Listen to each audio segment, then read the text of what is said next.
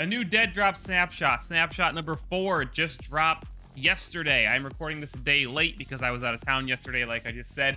And I'm going to go over all the new details, what's new. There's a ton of new features in this snapshot. If you're still not sure what DEADROP it is Dr. Disrespect and Midnight Society's new vertical extraction shooter. I've got tons of videos for it on my third YouTube channel, Midnight Mayor, which is dedicated to DEADROP and Midnight Society exclusively.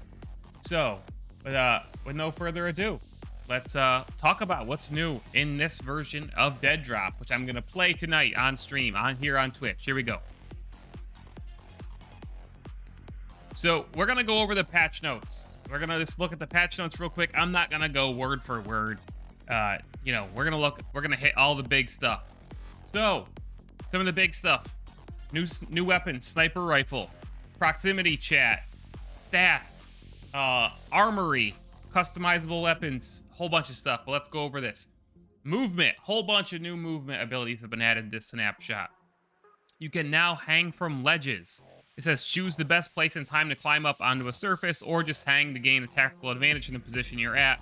The new ability gives you full control of your traversal movement on and around edges. Not a lot of FPSs have something like that, so that's interesting. You're going like almost like Metal Gear Solid, Splinter Cell stuff there. Shimmy, again. A slow but strategic way to traverse the space via untraditional routes. Don't rush your door when you can shimmy to a window and mantle in. Shimmy across a ledge until you're behind cover to avoid sniper fire. And then hand over hand. Traverse up a zip line slowly or scale a pipe that leads to a great vantage point. This is a slow and risky maneuver that offers the player even more flexibility on how they approach the vast environment on the updated proving grounds. Yo, what's up, Shaq? How you doing, man? Thanks for posting in Discord, by the way, Shaq. So, long story short, this is much different from a lot of other first-person shooters. This is much different than something you'd see in a Call of Duty or Halo or, the faster-paced FPSs that a lot of that are prominent these days. These are actual like stealth-like mechanics being added, which is interesting.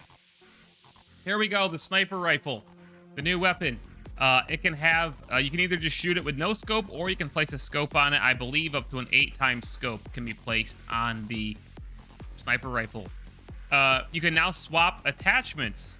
There's an armory now in the player hideout, so you'll be able to put different attachments and so on, and tinker with your guns, different magazines, laser sights, barrels, stocks. All that stuff is already in the game. So there you go. There's the actual armory tab, like I said. It's in the menu, which I'm going to use it on stream. You'll get to see an example of it. There's a backpack system. So instead of just having one huge inventory for everybody now, there's actually different types of backpacks like most games have. There's now stats at the end of your matches, and also you have a name in the game finally, which is actually not your username that you choose.